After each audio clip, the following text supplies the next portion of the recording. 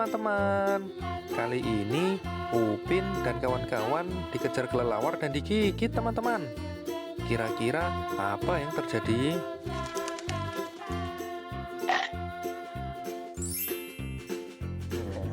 Waduh, si Ipin berubah menjadi zombie teman-teman.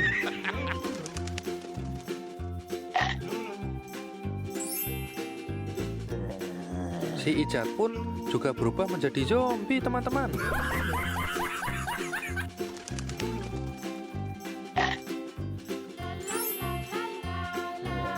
Waduh, si Mael juga berubah menjadi zombie teman-teman.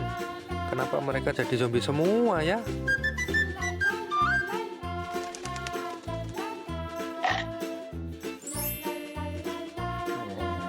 Waduh, si Upin juga berubah menjadi zombie teman-teman.